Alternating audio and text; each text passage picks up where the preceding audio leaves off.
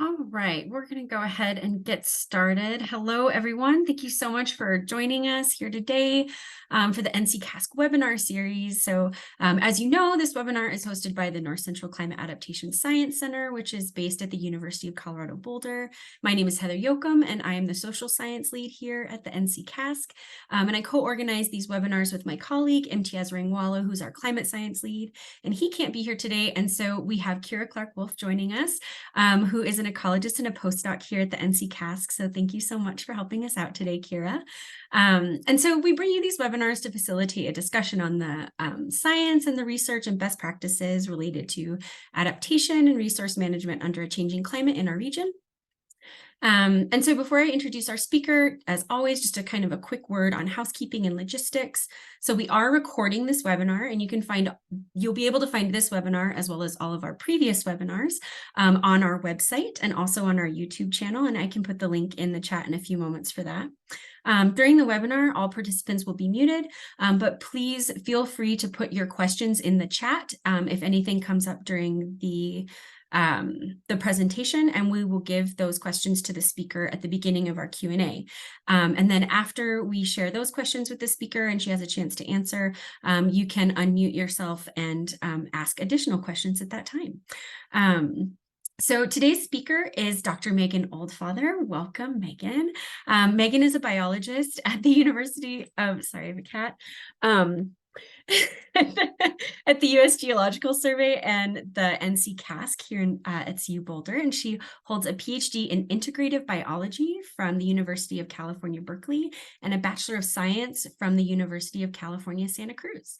Megan has worked on vegetation responses in a changing climate in mountains across California and the Great Basin and the Rockies for the last decade.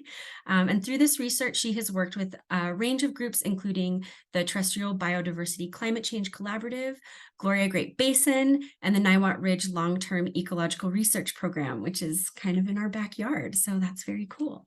So the title of the webinar today is Climate Responses and Adaptation in Heterogeneous Landscapes. And so with that, I will turn it over to Megan. So please take it away. Awesome. Thank you so much, Heather and Kira, for the invitation to speak today. So I'm really excited to talk about the role of topographically heterogeneous landscapes in mediating plant responses to climate change. So both my graduate, postdoctoral, and my research with USGS has focused on this, the climate responses and adaptations of heterogeneous landscapes. And I'll be talking about that today, as well as the work I'm doing, sort of more synthesis focused, primarily focused on mountain ecosystems with the NCCASC. So broadly, my research focuses on the ecological and evolutionary drivers of species distributions in complex terrain, and often within the context of changing climate. In these landscapes, there are striking examples of functional turnover, patchy distributions of single or multiple species, and examples of the impact of elevation, aspect, and even finer scale microtopography on plant distributions. So this is fascinating in its own right, but it's also important because it has implications for how vegetation will respond to changing climate. So for example, complex topography has been heralded as leading to potential refugia for species with climate change, but also refugia for some species could also be considered stepping stones for others to invade or outcompete other species. Further, these mountainous landscapes, which make up about 10% of the Earth's landscape, hold unique biodiversity and provide recreation opportunities and are crucial for water resources for communities both near and far from mountains. So shifts in species ranges are predicted to be one of the main biological effects of climate change. And in particular, shifts across fine-scale gradients may be the first impacts that we start to see and need to manage for. So despite generalized predictions of shifts of species poleward or higher elevation range shifts in response to changing climate, it's really been a mixed bag. So range shifts have been found to be highly variable, even within taxonomic groups, which is shown in this figure here on the left of elevational shifts or altitudinal shifts of California species over the last 30 years. Further, the way species will shift, not direction, but the necessarily patterns of the way they will shift, can also be variable depending on how species move across the landscape, how they persist within the landscape, with species ranges retracting, expanding, as well as marching to track suitable climate. So predicting these shifts in species distributions, especially in these complex landscapes, requires understanding the mechanisms underlying current biogeographic patterns and how those processes will change with rapid climate change. And within the context of climate adaptation in particular, understanding the mechanisms of range shifts will also allow us to better understand the management levers we have to track, guide, and resist these shifts. So first off, prior to understanding, really diving into the climate change impacts, we first need to think carefully at the environmental conditions individuals and populations experience across their distributions. So species ranges are commonly conceptualized like what I've shown here as a cartoon on the left, where it's assumed that geographic gradients match climate gradients. So there are 16 populations here, A through F, across an altitudinal or latitudinal gradient. And this is what I'll be calling for the rest of the talk as geographic space. So in the inset of these same populations, in climate space, oh, I'm sorry, not yet that.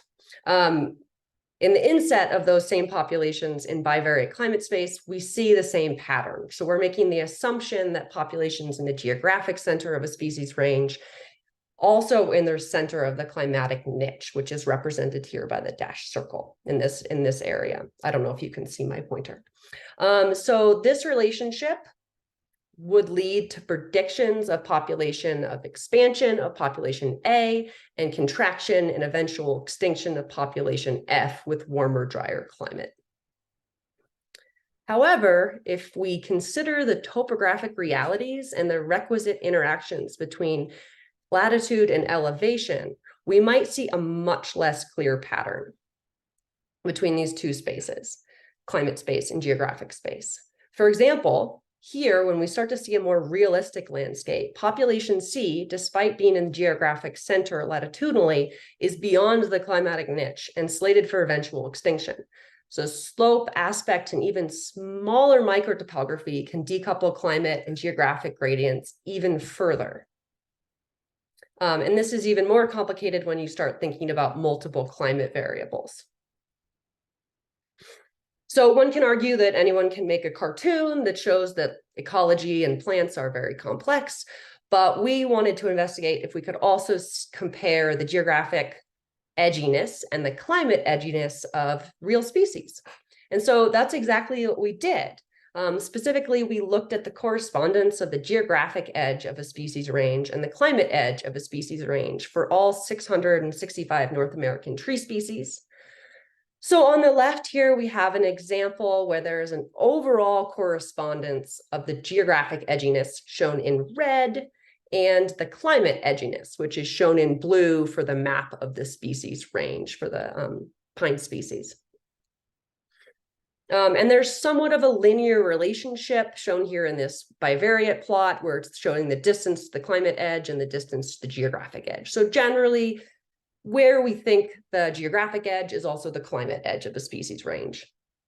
However, we see a very different pattern on the right, which is a juniper species that shows much more decoupling of these two spaces, with much of the blue climate edges popping up in the center of the species range, likely due to the high elevation ranges across the Great Basin region. I don't think any of this is hugely surprising to a lot of people. We know that elevation and latitude and finer variables interact with each other to drive climate variation across species ranges. But I think it's important in the context of what we're recognizing that we really make this assumption of geographic edginess and climate edginess being the same in a lot of the way that we predict and quantify climate change impacts. So when we look at these kinds of correlations for all the North American tree species, we see examples of species of all potential relationships, which I just think is fascinating. So there's a general, most species show a weak positive correlation between climate space and geographic space, but we have examples that run the gamut of inverse relationships between geographic space and climate space, as well as no relationship at all. So what do we take away from this? We argue that there are three especially important considerations when thinking about how these two spaces interact across species ranges when thinking about climate change impacts. So the first is climate heterogeneity, or the range of climate variation over an area and the likelihood of nearby patches having different climate conditions. So for range dynamics with climate change, the consideration can be important for range processes such as refugia, reduction or amplification of dispersal limitation, and genetic rescue between populations. The second important consideration is climate collinearity, which describes the dependence between pairs of climate variables across a landscape, both in the present and in the future. So how climate variables change together across a landscape could greatly hinder species' ability to respond to climate change through range shifts. So I think it's really helpful, an example here, which is if the future is warmer and drier, but higher elevations are cooler and have less available moisture, which can be the case in high elevation deserts with poor developed soils, species could be pushed to track suitable climate at higher elevations to compensate for warmer temperatures, but also pushed to lower elevations to compensate for less moisture, coming to have a lose-lose situation for the species in terms of biogeographic responses to climate change. And then lastly, it's always important to consider scale, and especially in the terms of disequilibrium dynamics, or how species responses lag behind climate change. And this is because these lags often occur more often at larger scales. It's also potentially important to consider cross-scale interactions, such as broad-scale disturbances, and how that mediates the impact of fine-scale topographic variation on vegetation patterns. Okay, so that was a lot. Why is this important? So I argue that we need to understand both of these spaces and how they interact to predict and prepare for climate change impacts. And that's because, especially in mountain landscapes, range limiting processes occur in both spaces. Although fitness is often thought of only in climate space, for example, with the common use of species distribution modeling, geographic space is really also important when we think about dispersal, individual competitive and mutualist interactions, and pollinator and herbivore dynamics. So all of these, which depends on the difference in climate experienced by neighbors. So we need to understand both of those spaces. So I will now walk through multiple short vignettes of some of my own empirical work that highlights how these types of dynamics have real-world impacts on species' current and future distributions. So some real-life examples of these phenomenon. So first we'll go to the Mayacama Mountains in coastal Northern California, where the landscape is dotted with a mix of evergreen conifers, hardwood, and deciduous oaks. In collaboration with Pepperwood Preserve in 2013, we established 50 woody vegetation monitoring plots across this preserve. These plots span the multi-dimensional environmental and topographic variation across the preserve, including ranging across the elevation, March radiation model, so modeled March radiation, topographic index, so whether you're sort of in a valley or on a ridge top, and as well as climatic water deficit, where high values indicate hotter and drier conditions. And I'm showing some of these types of topographic or climate variables here on the right. So although these plots were set up to capture the demographic trajectories of these communities, they were originally set up to be a long-term project. We really first wanted to investigate the strength of these topographic gradients on the current species distributions across the landscape to get an idea of what the role is for topography now, so we can better understand what it might look like in the future. So with those 50 community plots, overall, we found a significant but relatively weak signal of topoclimate, or the variation in climate across these topographic gradients across Pepperwood Preserve. So only about 10% of the community variation was explained by topography-driven climate variation. For some community ecologists, that's actually awesome, but 10% is great. But it's still a pretty small amount. We found that adult abundance was generally correlated with climate water deficit. So species that were, so generally water was important, which is not surprising in Mediterranean California. And we also found that recruit abundance, so smaller individuals of some dominant tree species, were correlated with an interaction between water deficit and the number of adults abundance within that plot. And this is really reflecting local seed dispersal.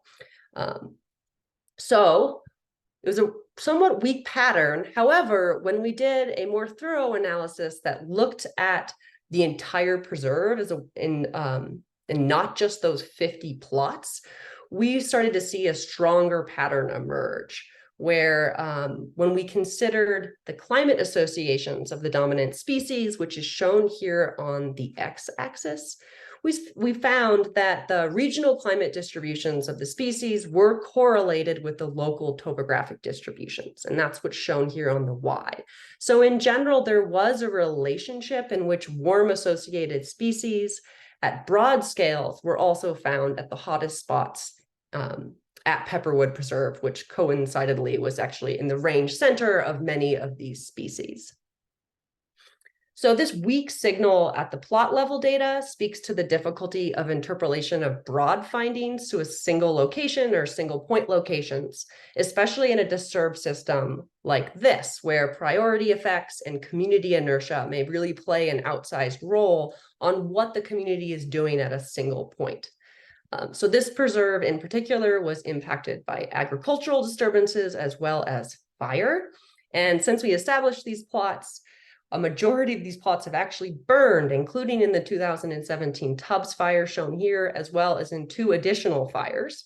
So this has really complicated our understanding on how topography may mediate community trajectories. But it also has really a lot of added value of pre and post data to investigate the role of disturbance specifically in this complex terrain. So yeah, in the future, it will be highly important to understand the feedback between the roles of disturbance and the role of topography for vegetation dynamics in the system. And we're feeling like it's really important to start trying to figure out, what this, so yeah, so now it's trying to understand how these disturbance dynamics can really impact the communities, as well as single species, where we saw a stronger role when you looked at single species as opposed to the community as a whole. So I will now move to a less disturbance-prone system, as I'm not a fire ecologist, and I know that there are some experts of that on the call, so I don't want to get myself in trouble. But I'll now move to something I'm a little bit more familiar with, which is high elevation alpine, and to really drill down into understanding how topography and microclimate, so even finer scale climate variation, can shape species range-wide population dynamics. So as I said, I'll shift to this population focus to better understand range-wide environmental variability impacts population stability. And so this work was done in the very arid White Mountains in Eastern California. It sits in the rain shadow of the Sierra Nevada, and it was done on a very small alpine plant called Ivessia lycopodiioides. For 6 years, I followed 16 populations of Ivessia across its altitudinal range in the White Mountains, and demography data was taken for over 4,000 individuals annually. And these plot level there was also plot level measurements of microclimate taken for each plot in each one of those years. Generally interested in the role of microclimate in driving demography rates, such as plant growth, reproduction, and mortality, and how these life history transitions come together to drive range-wide population dynamics. So across the elevational gradient of this species range, we quantified 3 field measured climate conditions: days of snow, degree days, and soil moisture. And overall, we found that these microclimate variables were not collinear with each other, nor with the elevation or geographic space due to the effects of finer scale topography. So this spatial variation is not surprising for mountains, but the lack of temporal consistency is. So we also found that, especially for snow, what was the snowiest site in one year was not necessarily the snowiest site in all years, which is potentially a pattern that we just see in this really dry system, mountain system, because usually in mountain systems, the consistency of snow is a pretty common pattern, and we'll investigate that in another empirical example following this. So we also found that the demography was decoupled from elevation. We found that many species' demographic rates were highly sensitive to the microclimate conditions. So here I have illustrated a subset of the largest effects of microclimate on germination, survival, growth, and reproduction. There were both positive and negative effects of a single gradient depending on the demographic rate. And we also saw that effects across all of these were dependent on size. So it's a pretty complicated relationship. And in order to understand how all of these demographic parameters shape range-wide population performance, we need to bring them together to estimate population growth. To do this, I used integral projection modeling, which is it's a generalization of matrix projection modeling that allows for continuous stage structure. So after building these IPMs, I regressed population growth represented here as lambda across the elevation and microclimate gradients. I'm just showing elevation here, but all the relationships were similar. So the lambda values of 1 indicate a stable population with the confidence intervals overlapping 1. Anything above 1 indicates a growing population, and anything below 1 indicates a decreasing or contracting population. So I found that most populations across IVSIA range appeared to be stable. So as I said, their confidence intervals of these estimates of lambda overlap 1. And due to the multitude of varying responses of demographic rates to microclimate gradients, there was no relationship between lambda and elevation, or any of those variables. So even though we saw strong relationships between the transitions or the life history transitions and the microclimate, we didn't see that when we scaled up to the population growth. This finding indicates that stable populations across a species range are not necessarily demographically alike. So these populations are doing different things to get to a stable population. And further, I think what's really important is that that means that these populations may not respond to changing climate in the same way. They may have unique strengths and unique vulnerabilities. And to really dive into this second implication, I performed a multi-year heating and watering experiment in 9 of the 16 study populations of IVSIA, and these spanned the IVSIA's altitudinal range. So heating was performed with passive heating chambers, and water was done by hand, which is as bad as it sounds. So here's a picture of me watering my heat and water plots up at near 14,000 feet. And by quantifying the demographic responses of the manipulations across multiple populations, we could then make range shift predictions through population contraction and expansion that were attributable to changes in temperature and precipitation.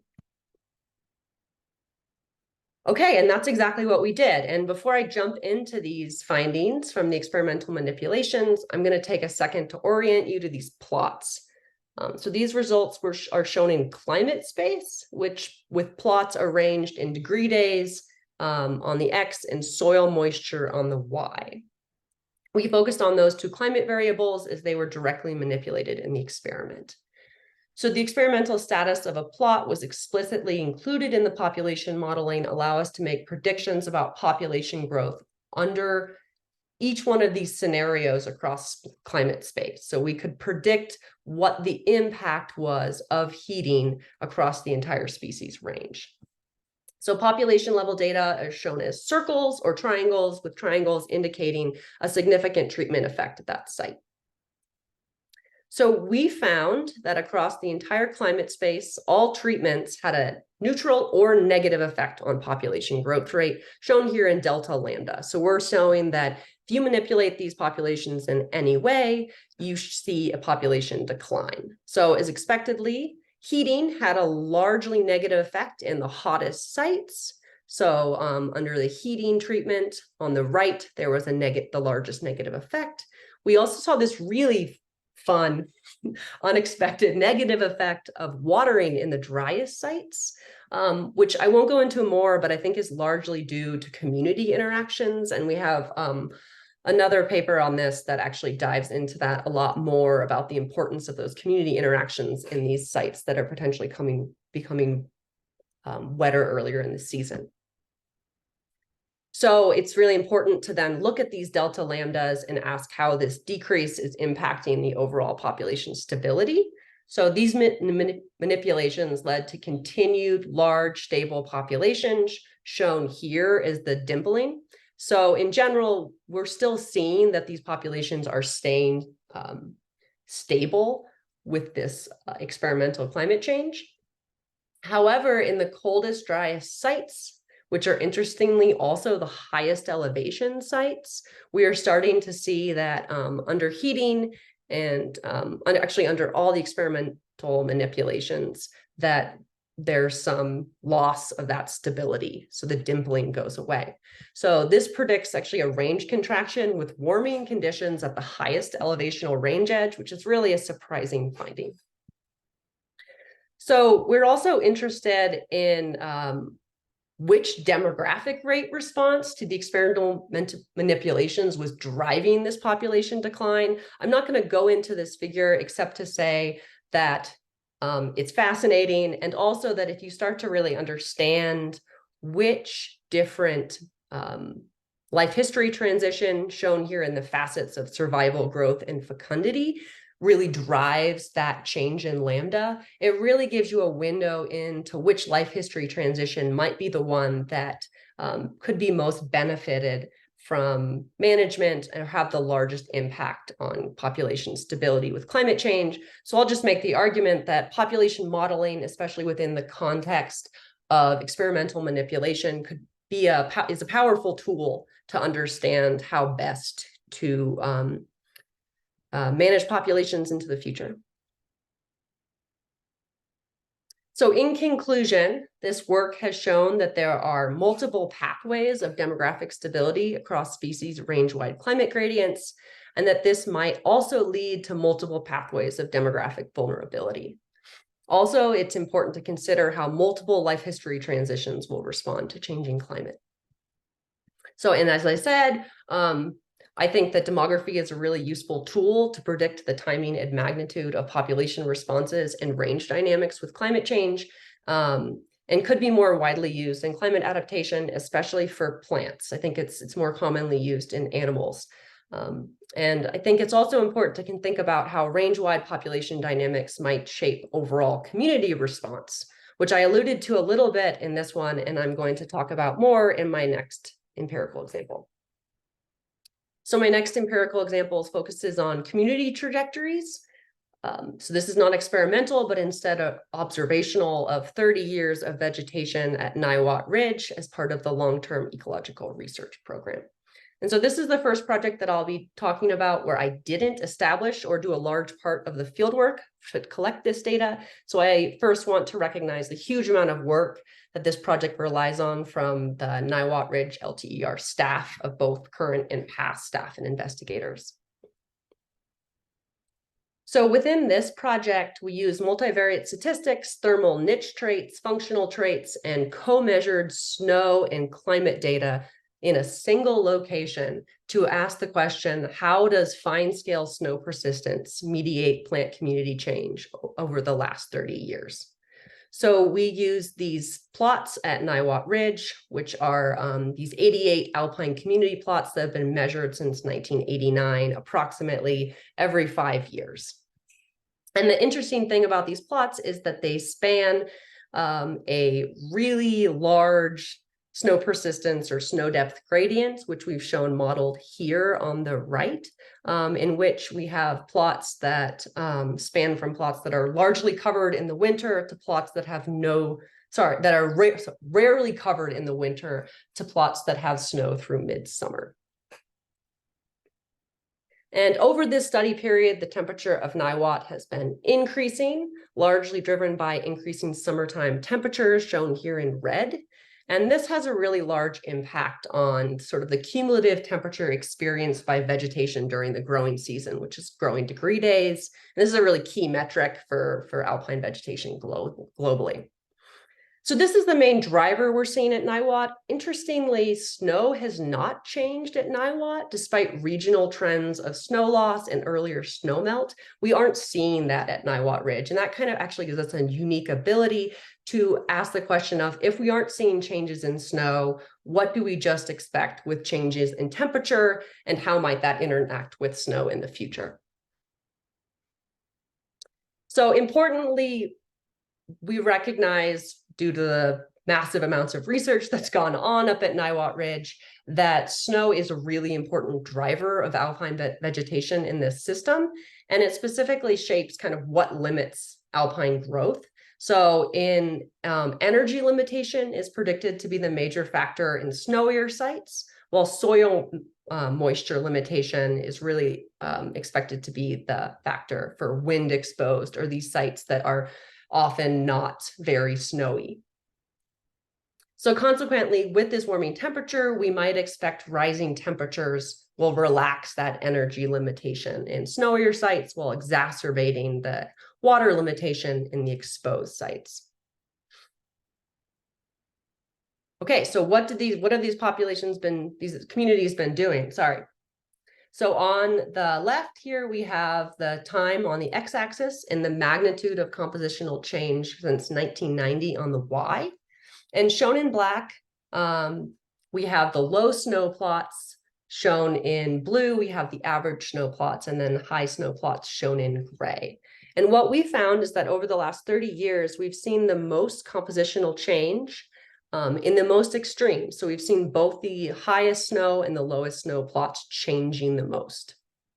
On the right, we also looked at the community variation, or the beta diversity, within each one of those different groupings of magnitude of snow. And we also found an interesting pattern where the high snow sites seem to get more similar, while the other two are actually becoming more different from each other.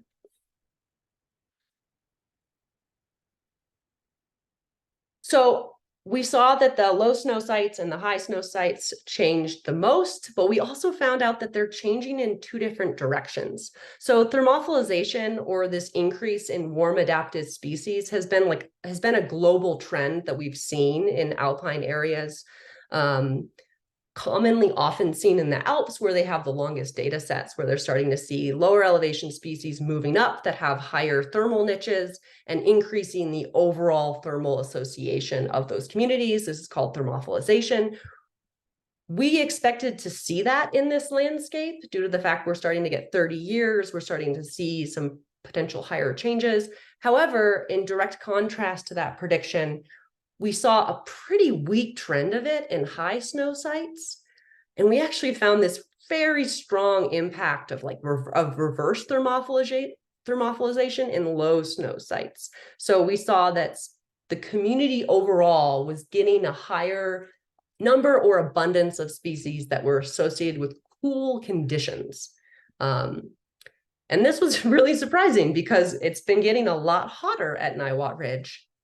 And what we think that this pattern is due to is the association between cold and drought tolerance. The physiological mechanisms for freezing tolerance in alpine plants are very similar, and in some cases the same, for promoting drought tolerance. So although we observed reverse thermophilization in these low snow sites, we actually think this might be due to a shift to more drought tolerant species in these areas that already didn't have a ton of snow, and as it got hotter and the indirect effect of drying might have sort of increased the impact on the community.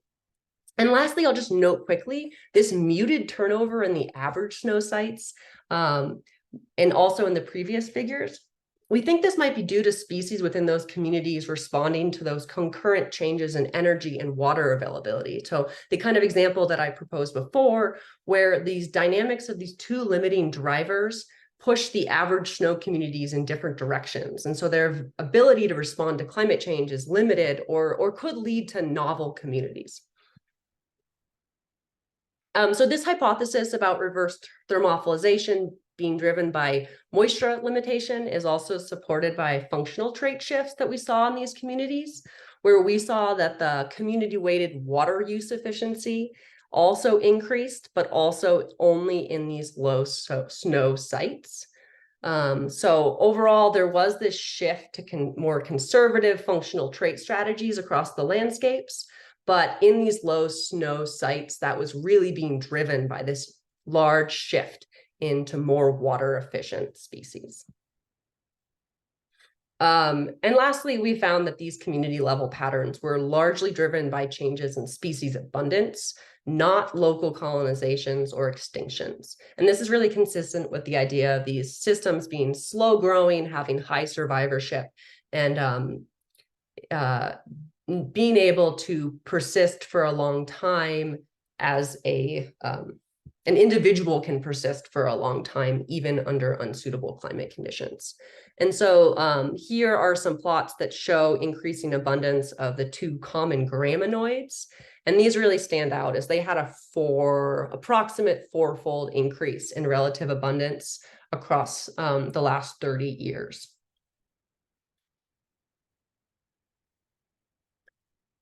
Okay, so the main takeaways from this project is that fine scale heterogeneity and snow depth can drive really divergent community trajectories in response to climate change within a single landscape.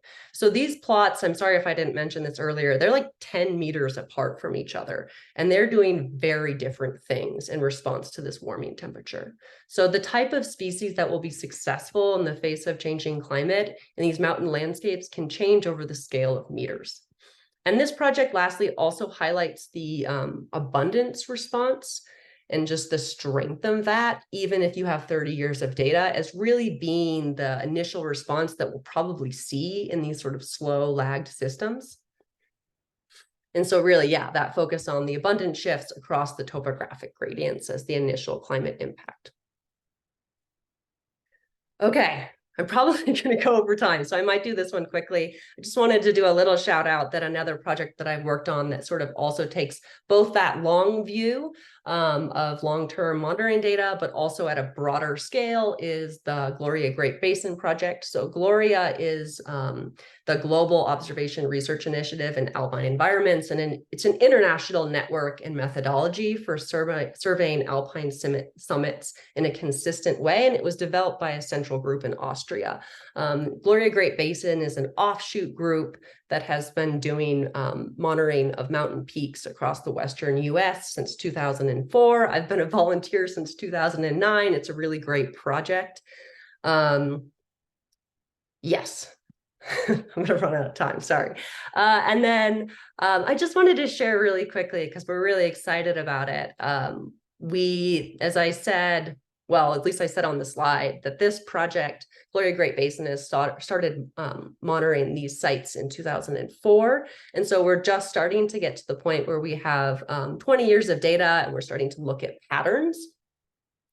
And so these are some preliminary findings from work by Dr. Seema Sheth and Caleb Goff at NC State. I'm also working on this project quite a lot, where we're looking at the richness patterns across all of those different Great Basin mountain ranges and how they've changed through time. And overall, we're seeing general stability. And this is actually due to a lot of turnover of different functional groups, but the overall stability has really stayed the same. This is in contrast to a lot of work that's been done in Europe that has shown a huge increase in stability in these mountain landscapes. And we think that some of this might be due to the fact that we are seeing the joint impacts of warmer conditions and also drier conditions. Okay, big picture takeaways from these examples. And so what I hope I've convinced you today from these empirical examples is that climate impacts in topographically complex systems, you really need to consider together the geographic space and the climate space to predict and quantify these impacts. I hope I've also convinced you that different strategies, both at the population and community level, might be successful in response to changing climate, and successful strategies might change at really fine scales to the same climate driver. And then lastly, that abundant shifts across topographic gradients might be our first evidence of climate change in these very slow systems. Okay, so with that, wanted to add that I'm trying to apply all of these takeaways to some of my CASC work, in particular on North Central regional climate adaptation focused in on mountains. So this is work I've been doing more recently in the last year. It's a project focused on the climate adaptation in North Central mountains. And specifically, I've done a synthesis project that was part of the NC CASC RAPID project that addressed the question, what are the knowledge gaps of mountain ecosystem responses to climate change that limit our ability to perform successful climate adaptation? And for this project, we specifically focused on alpine, even though overall this synthesis project will hopefully focus on more subalpine and forested systems as well. And I also want to add that there's a lot of people that have worked on this project, including Allison Ennis, that was a graduate researcher for the synthesis project this past summer, as well as Imtiaz Rangwala, Kira Clark-Wolf, Caitlin Littlefield, and Haley Rowe. And then you get about 5 more minutes, okay? Okay, great. Is that good? Okay. Yeah, I can do that. So yeah, once I'm going to share first sort of some high-level climate impacts that we saw for the alpine and the tree line, specifically in the North Central region. So we focused on literature only that was applicable to climate change impacts for this region. And here's a couple of the things we found. We found that there has been clear evidence in the North Central region of warmer spring and winter temperatures and higher fall stream flows. We've seen for wildlife that there's been evidence of earlier arrival and emergence of migrating and hibernating species. And there's been a loss of connectivity and availability of denning habitat. We've also started to see for some wildlife local extirpations at warm, dry range margins. For lakes, there's been some clear patterns of earlier ice-off dates, as well as broad-scale changes in the phytoplankton community. As I talked about before, we've seen vegetation loss at warm, dry range margins, and also the importance of these biological lags due to the fact that dispersal, establishment, and extinction of alpine plants is going to have a really slow response to changing climate. And then lastly, for tree line in the North Central region, there's been some upslope movement, and it's been highly spatially variable and also largely driven by densification. So this literature synthesis has led to a couple major points about climate adaptation in the alpine in the North Central region specifically.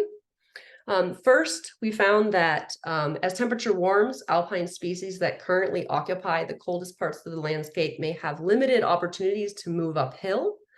However, also the complex topography may allow species to track suitable climate within the landscape, potentially driving a slow overall ecosystem response. Secondly, the highly variable seasonal and year-to-year climate in the alpine may also dampen the speed at which climate change impacts occur. And this could be especially important in the North Central region when you're thinking about the interaction between moisture and temperature dynamics, especially with snow. Third, the life history of alpine plants and wildlife species, such as slow growing, long lived, they inherently lead to these biological responses that are lagging. And this could lead to subsequent extinction debt, which is defined as future extinction of species due to past events. And this is important because there's evidence that if there's lags in these systems, we could see vegetation and wildlife communities collapse suddenly if our extinction debt is owed all at the same time. And then lastly, we collated some potential actions that are starting to pop up to mitigate biodiversity and ecosystem service loss in the alpine. This is including preservation of species refugia, migratory pathways, and management of recreation impacts. I'll also just mention that it's difficult to manage a lot of these systems because many of them occur in wilderness, and that's another complicating factor. And then lastly, all of this synthesis, of course, led to a lot more research questions that we think are important to address for climate adaptation in North Central mountains, such as how do we best manage systems with large biological lags? How do we expect changing extreme events to impact the alpine tundra in the future? Can we anticipate areas of transformational change or refugial areas on the flip side in these mountain systems? What is the relationship between the direct climate impacts on species versus the interactive impacts, such as through forage quality changing and then impacting wildlife? How much transferability is there in observed trends or lessons learned in one area? How much can we apply that to other regions? And then what are the implications for all of this for the valuable resources provided by the alpine? Okay, with that, I'm going to end there and say thank you all for listening, and I'll take any questions, or I think I'll pass it back to Heather, and I will stop sharing. Yay, thank you so much. That was such a fantastic presentation, and there was a lot in there. You have so many different projects. It was so I'm great. so sorry. Yeah, no, that was, please don't be sorry for sharing your brilliance. And that was perfect timing too, by the way. So if anybody has any questions, I don't see any in the chat currently. So if people just want to unmute themselves and go ahead and start asking questions to Megan, you can definitely do that now. We'll change the settings so that you can unmute. Just let us know in the chat if there's any problems with that. And maybe, Megan, I will just kind of take a moment and ask you two questions, two things that kind of came to mind as you were talking about this. So one is, thinking about the very tiny scale of some of these microclimates and sort of what the implications are for management and scalability of that. And I'm particularly thinking one of the projects we're working on is with folks up in Glacier National Park, and they're trying, to plant and establish white bark pine. And they have this amazing dialed in local knowledge about the best possible place with a rock and the slope and how it shields the sapling from the sun. And that kind of knowledge is just so incredibly interesting and just detailed. And so, yeah, I was wondering if you could just say more about, what you were talking about, those microclimates, and sort of what your research on those microclimates and those differences might mean for managers in other, areas when they're thinking about trying to manage for particular plant species or things like that. Yeah, maybe I'll answer this question in sort of something that I've been thinking about a lot in especially kind of the RAD framework of resist, accept, direct, of kind of the scale at which we might apply that framework across the landscape. And to me, that's potentially a very interesting thing that I guess the main takeaway for me is we shouldn't expect to do the same thing in the same place, even at a very fine scale. And so I think that I know a lot of people who are doing this kind of management already know that, as your example says, but that even on a broader conceptual approach, we shouldn't be expecting that what will work in one place will work in another place. And also not to be therefore discouraged when management doesn't work in one place. I know there's been some really great examples of this management didn't impact that the climate resilience of a landscape in this one spot. That doesn't mean that we shouldn't try it in other spots necessarily if it's something that seems like it does have a lot of potential. So I think those are my main takeaways for both of that. Awesome. Great. Sorry, trying to find my unmute button. So we have a couple of questions and comments in the chat. And Gregor, I'm going to come back to that in a second because I actually had a question about wilderness. So I'm going to skip forward just a second. I promise I'll come back to it, Gregor. But Tabitha Graves is asking about your thoughts on your results relative to implications for saving seeds in particular, and kind of related to what we were just talking about, and thinking about like national seed strategy and pollinators and implications for that.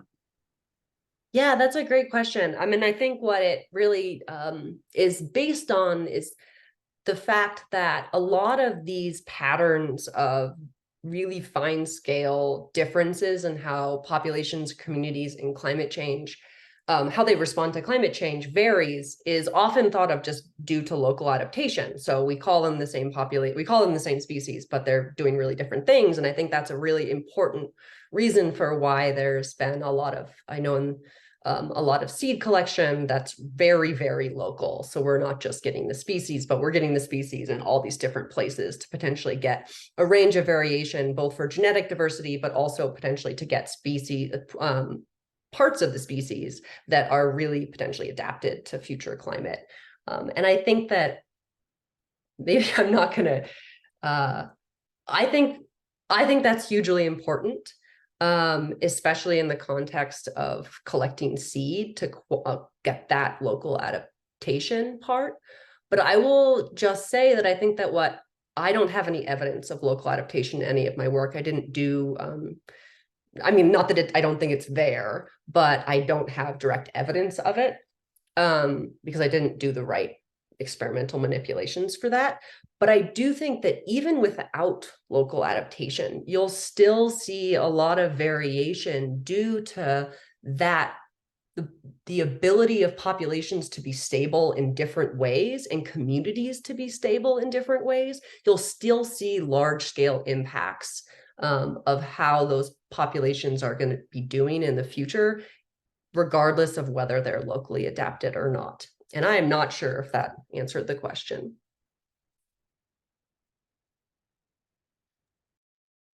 Awesome. Well, thank you so much. And yeah, and so I'm going to jump back up to, so Gregor left a really interesting comment about climate change adaptation in wilderness, and I'll leave it to folks. I won't read the whole quote that he put in there, but he also linked a publication. But, Megan, that, we know that there's particular challenges for managing in wilderness just due to, kind of the constraints set around the act, and sort of what folks can do in there and what folks can't do. So I was wondering if you could just say a little bit more about that and how you, like just how the wilderness designation may or may not impact some of the adaptation and like the sites that you were looking at. Well, it looks like Gregor knows a lot more than I do about this, and I'm really thankful for him to share this paper, and I'm excited to read it. Me too.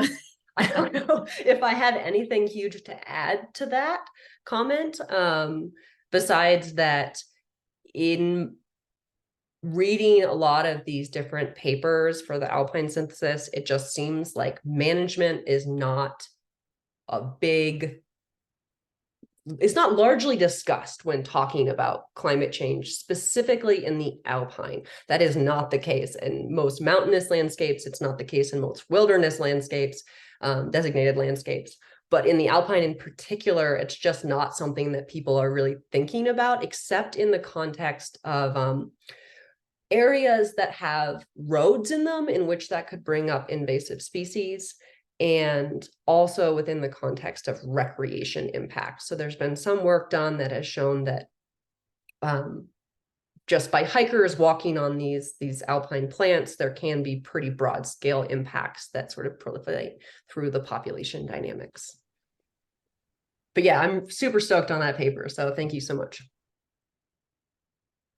Yeah, no, Gregor, it's been something that we've been thinking about a lot. Amanda Cravens and the team and I that are working with some of the RAD decision making in some of the national parks, and wilderness comes up a lot. And it's really interesting to see all of the different kind of thoughts and opinions and approaches that different managers in different places have kind of about what they can do in wilderness and what they can't do. So Yeah, I'll just say one thing quickly if I can, which is that often, and in the Park Service in particular, our managers' interpretation of policy is much more conservative than the intentions that the people who drafted our policies wanted.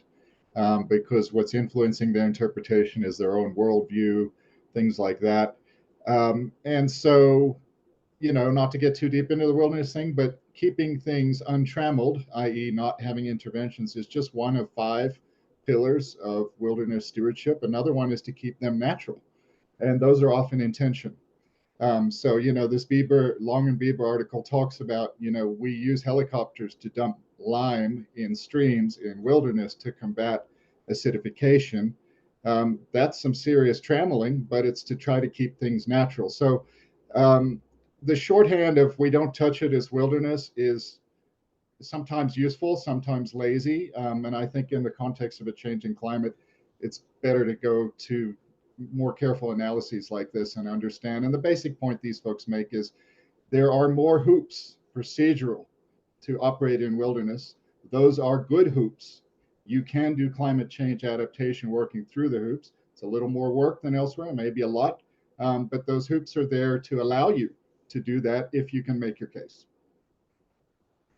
Thank you. I really appreciate that context. Sure. Yeah, thanks, Gregor. Any other questions for Megan? Please feel free to unmute yourselves. And oh, Kira, did you have a question? Maybe. Yeah, I mean, I guess if no one else does, I can jump in.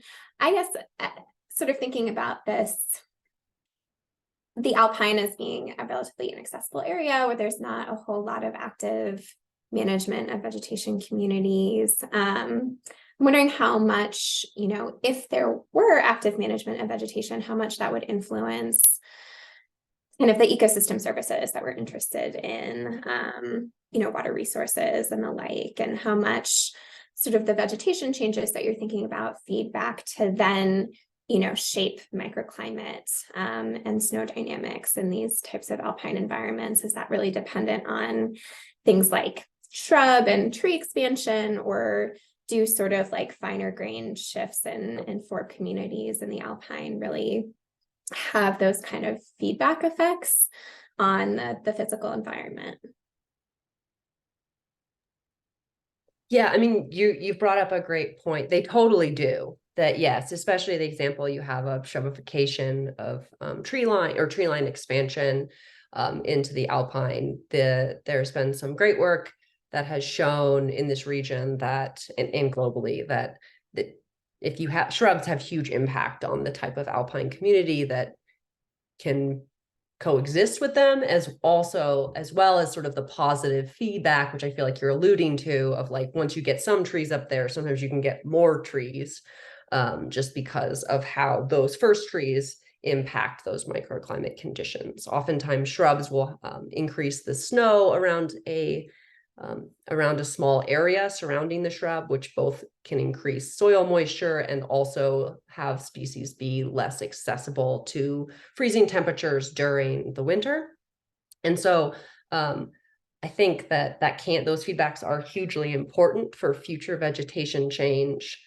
You also asked about ecosystem services, and I mean, I think that's the overall impact of the alpine Pacific specifically on snow is much lower than the sort of overall impact of snow in sort of tree lined area and forested areas. And so I don't know of anyone that sort of quantified that impact of sort of magnitude of snow just changing due to tree line shifts. It could be relatively small just because of sort of vast forested areas that have very different dynamics with snow. Awesome. Thank you so much. And I got so caught up in the Q&A that I lost track of time a bit. So we are at the hour. So I will just say to everyone, thank you so much for joining us today. And then Megan, can you stick around for like 10 minutes if anyone has additional questions? Okay, great. So we'll go ahead and we will stop the recording, and hopefully we'll see you